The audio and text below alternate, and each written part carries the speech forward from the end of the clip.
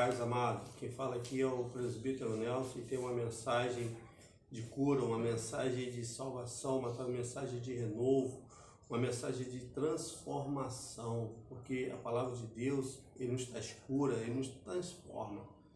E eu tenho uma mensagem abençoada, que Deus venha nos transformar hoje, no dia de hoje, aquele que está vendo essa mensagem, está vendo esse vídeo, que haja cura, haja transformação. Amém, amado? Então vamos abrir nossa Bíblia no livro de 2 Reis, capítulo 6, versículo 24, que diz assim: E sucedeu-se depois disto, que Ben-Hadad, rei da Síria, ajuntou todos os seus exércitos e cercou Samaria. E houve grande fome em Samaria, porque cercaram até o ponto de que vender uma cabeça de jumento por 8 peças de prata e a quarta parte de uma medida de esterco de pomba por 5 peças de prata. Só até aqui. A Bíblia, amados, está falando.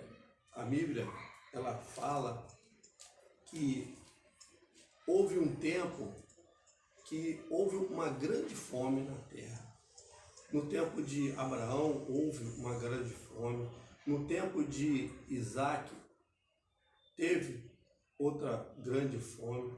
No tempo de José houve uma grande fome. Mas a Bíblia agora vai dizer que houve fome em Samaria. Mas isso não foi uma fome causada pelo tempo, não, foi uma fome causada pelo homem, pela ganância, pela cobiça.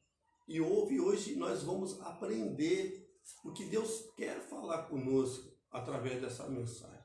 Sobre essa passagem, a Bíblia vai dizer que era no tempo de Eliseu, que existia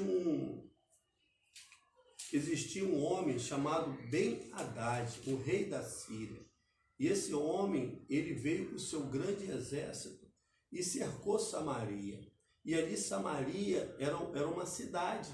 E essa cidade ela ficou cercada, ninguém entrava e ninguém saía. Mas a Bíblia não relata quanto tempo foi. Não diz se foi 2 meses, 3 meses, 4 meses. A Bíblia não relata. A Bíblia vai relatar que houve uma grande fome. Mas por que houve essa grande fome? Porque chegou um tempo, amado, que as coisas ficou escassa ali dentro. Não tinha mais o que comer, porque não entrava o alimento. Não tinha como você buscar o alimento. E a Bíblia vai dizer que o rei de Samaria, ele estava passando e ele ouviu uma moça gritando: me acude, me ajuda, ó rei. E ele falou assim: se Deus não nos ajuda, como ajudarei eu? E ela começou a contar a história dela, dizendo que a amiga dela falou assim: comemos o meu filho hoje e amanhã comemos o teu. E eles comeram, chegou um ponto que chegou até o canibalismo, de ele estar comendo os próprios filhos.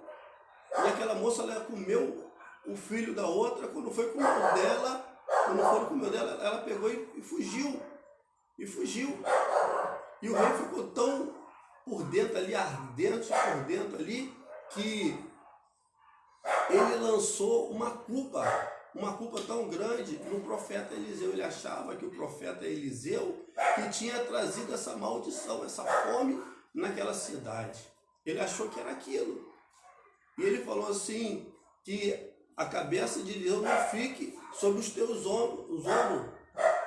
Ele queria arrancar a cabeça de Eliseu. E foi nesta hora que ele manda um mensageiro na frente para avisar Eliseu, para conversar com Eliseu. Mas o rei e o comandante vinham atrás. Ele vinha atrás. Mas engraçado que Deus, ele é tão maravilhoso, que Deus, ele nos avisa. Quando o mal vem chegando sobre nossas vidas, Deus avisa, Deus corta. Por isso que é bom a gente estar sempre ligado com Ele. E foi nessa hora que Deus tinha falado com Eliseu, que quando o mensageiro chegasse, não deixasse ele entrar. E foi o que aconteceu. Quando o mensageiro chegou, eles fecharam a porta. Eles fecharam a porta para que o mensageiro não entrasse, porque ali lá vinha o rei e vinha também o comandante para poder arrancar a cabeça de Eliseu. E ali Eliseu, ele como profeta, homem de Deus, ele libera uma palavra. O homem de Deus, ele liberou a palavra, o profeta daquela época. Ele falou que pela manhã haverá comida. Pela manhã tudo vai estar resolvido. Tudo vai estar resolvido. E muitas das vezes, amado, é difícil a gente ouvir uma palavra de Deus e crer. E a Bíblia vai dizer que o comandante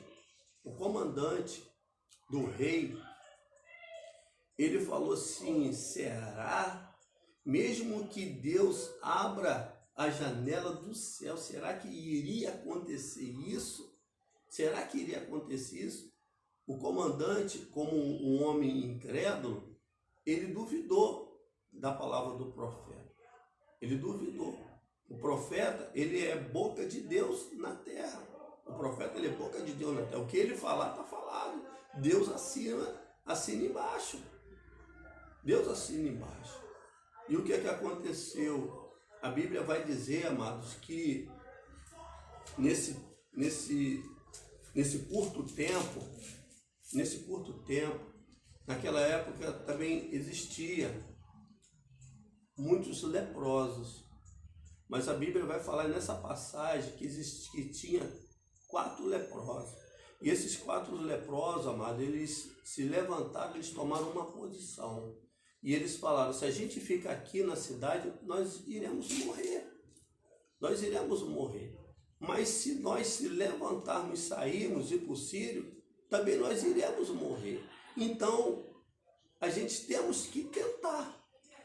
Temos que tentar. E foi nessa hora que eles se levantaram, esses 4 leprosos, eles se levantaram e foram até o arraial dos Sírios. Quando eles se levantaram, amado,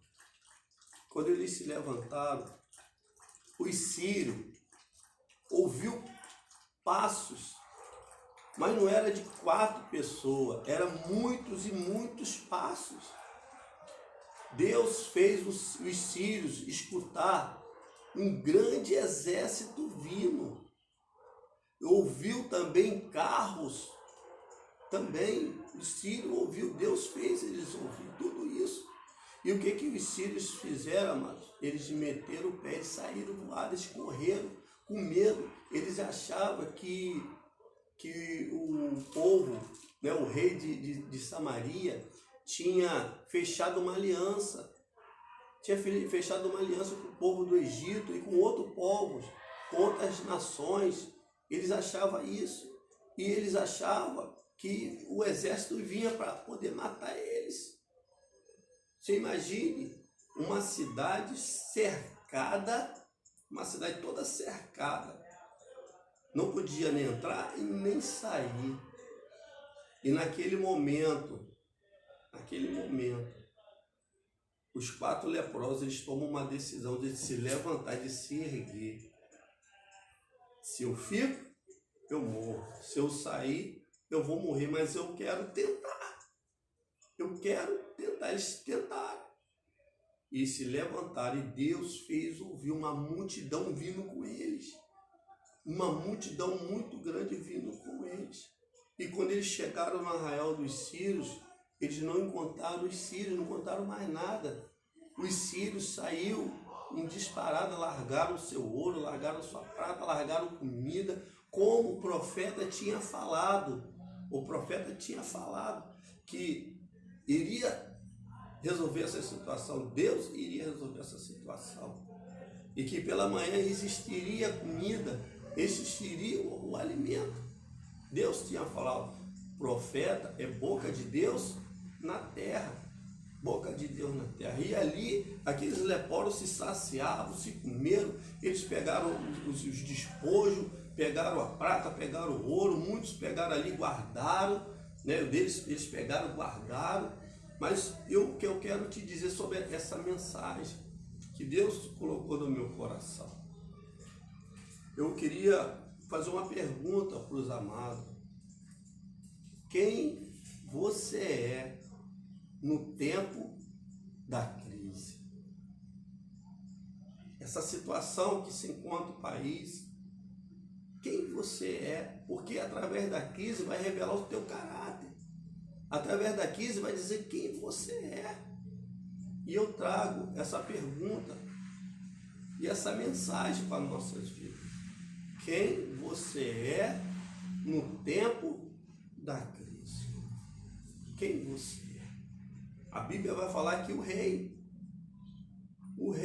e mediante essa situação, ele se acovardou. E o que ele fez? Ele lançou a culpa no profeta. Esse mal vem do profeta. Ele achou que o profeta que fez isso tudo.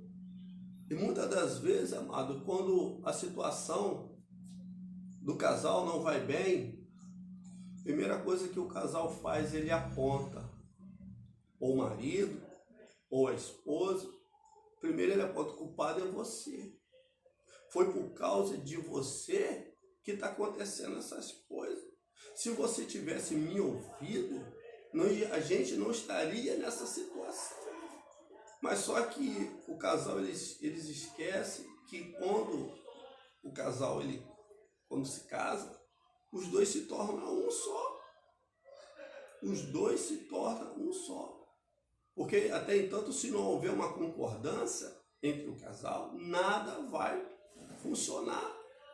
Eu vi um caso esses dias atrás que o cara comprou um carro, mas ele não comentou com a esposa. Aí quando as dívidas começou a vir, o que ele fez? Porque quando as dívidas começou a vir, aí a esposa falou: a culpa é sua, a culpa é sua, porque você não falou comigo. Eu já vi casos também que relações de pais, né, não sabem dar direção para os teus filhos, aí os filhos se desviam, aí no meio da crise, sabe o que acontece? Ou o esposo ou a esposa, ele aponta: a culpada é você, que você não está aí dentro de casa, e não cuida dos filhos, você está dentro de casa.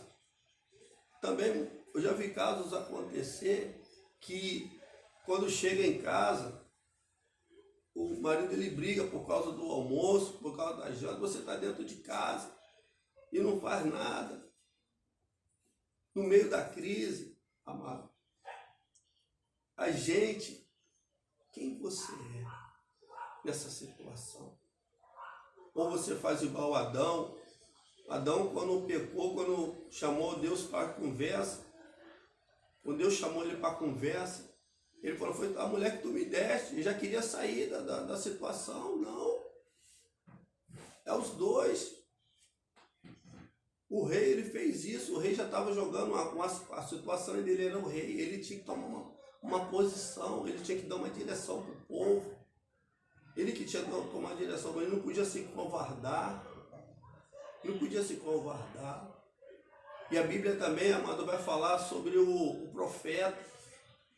Quem sabe, em meio à situação que se encontra, você é o profeta, é um cara de Deus, um homem de Deus, uma varoa de Deus, aquele que está pronto para liberar uma palavra abençoada, uma palavra de bênção, uma palavra de cura.